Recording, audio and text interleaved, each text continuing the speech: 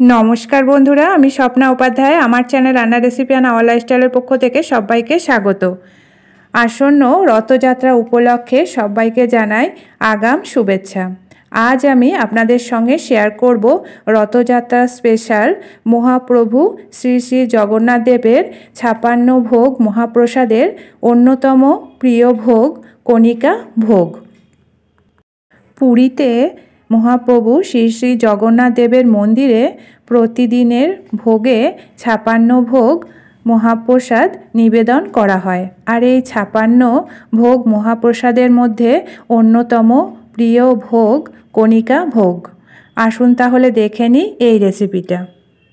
कणिका भोग के सुगंधी अन्नभोगो बला हय। कणिका भोग बानानोर जोन्नो एखाने आमी निये नियेछि 250 ग्राम बासमती चाल। এই কণিকা ভোগ বানানোর জন্য কৃষ্ণভোগ চালও কিন্তু ব্যবহার করা হয়। এবার বাসমতি চালটাকে জল দিয়ে 3-4 বার ভালো করে ধুয়ে নিতে হবে। এখন জল দিয়ে চালটাকে ভালো করে ধুয়ে পরিষ্কার করে নেব। চালটাকে 3-4 বার জল দিয়ে ধুয়ে নিয়েছি। এখন একটা ছাঁকনির মধ্যে জলটাকে झड़ानोर जोन्नो चालगुलोके एभाবে করে দিয়ে आध घंटार जोन्नो रेखे देब। ताते करे चालटा भालोभाবে ভিজেও যাবে আর জলটাও সম্পূর্ণভাবে ঝরে যাবে। এখানে নিয়ে নিয়েছি 50 গ্রাম কাজু আর 50 গ্রাম কিশমিশ।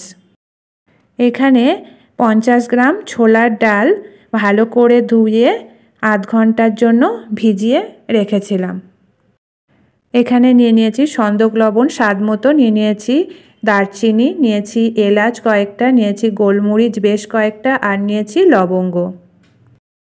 একটা কড়াই বসিয়ে দিয়েছি। কড়াইয়ে দিয়ে দিলাম 2 থেকে 3 চামচ ঘি। আর কড়াইটাকে এখন একদম লো ফ্লেমে রেখেছি যাতে করে ঘিটা পুড়ে না যায়। দিয়ে দিলাম গোটা গরম মশলা আর গোলমরিচ। আরও 1 চামচ ঘি দিয়ে এটাকে একটু নাড়াচাড়া করে ভেজে নেব।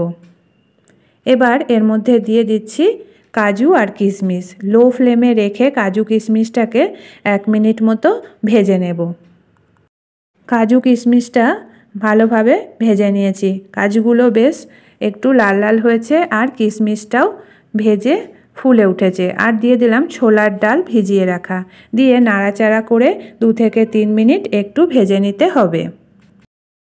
কাজু কিশমিশটা ভাজা হয়ে গেছে, ডালটাও ভাজা হয়ে গেছে। এবার জল ঝরানো ভেজানো বাসমতি চালটা দিয়ে দিয়েছি। দিয়ে ভালো করে মিশিয়ে একদম লো ফ্লেমে রেখে 6 থেকে 7 মিনিট একটু ভেজে নিতে হবে। ভেজে নেওয়া হয়ে গেছে। এবার এর মধ্যে দিয়ে দেব 2 বাটি জল। এখানে আমি যেহেতু 1 বাটি চাল নিয়েছি তাই এখানে 2 বাটি জল লাগবে। যে বাটির মাপে চাল নেওয়া হবে সেই বাটির মাপ করেই 2 বাটি জল দিতে হবে। ডবল জল সব সময় লাগবে। দিয়ে এটাকে মিডিয়াম ফ্লেমে রেখে একটা ঢাকা দিয়ে রান্না করে নিতে হবে। এবার ঢাকনাটা খুলে দেব। আর দেখতে পাচ্ছেন চালটা অনেকটাই সিদ্ধ হয়ে গেছে, প্রায় 80% সিদ্ধ হয়ে গেছে আর জলটাও অনেকটা শুকিয়ে এসেছে। এবার এর মধ্যে দিয়ে দিচ্ছি সন্দক লবণ স্বাদ মতো, ওপর থেকে ছড়িয়ে দেব। আর এখানে দিয়ে দিচ্ছি স্বাদ মতো চিনি। আপনারা চাইলে চিনির পরিবর্তে গুঁড়ো দিতে পারেন। আর দিয়ে দিলাম গরম মশলা গুঁড়ো সামান্য আর দারচিনি গুঁড়ো সামান্য আর বেশ খানিকটা পরিমাণ ঘি। এবার একটা চামচের সাহায্যে সব উপকরণগুলো ভাতের সঙ্গে ভালো করে হালকা হাতে মিশিয়ে দিতে হবে। ভালো করে মিশিয়ে দিয়ে এটাকে আবারও বেশ কিছুক্ষণ রান্না করে নেব ঢাকা দিয়ে। 3 থেকে 4 মিনিট রান্না করে নেওয়ার পরে এখন এটাকে গ্যাস বন্ধ করে আরও 4 মিনিট মতো রেখে দেব। তাতে করে জলটা ভালোভাবে শুকিয়েও যাবে আর ঝরঝরেও হয়ে যাবে। তৈরি হয়ে গেল আজকের রেসিপি কণিকা ভোগ বা সুগন্ধি অন্ন ভোগ। এবার এটাকে একটা প্লেটে নামিয়ে নেব। আর দেখতেই পাচ্ছেন এটা কতটা ঝরঝরে হয়েছে। এরকম ঝরঝরেই হবে কণিকা ভোগ। তাহলে বন্ধুরা আজকের এই রেসিপিটা যদি আপনাদের ভালো লেগে থাকে তাহলে লাইক শেয়ার কমেন্ট করবেন। আর আমার চ্যানেলকে এখনও যারা সাবস্ক্রাইব করেননি প্লিজ সাবস্ক্রাইব করে নেবেন। আর আমার ফেসবুক পেজটা প্লিজ ফলো করে নেবেন। আজকের মতো এটুকুই। আবার দেখা হবে আগামী নতুন পর্বে। ভালো থাকবেন, সুস্থ থাকবেন। ধন্যবাদ।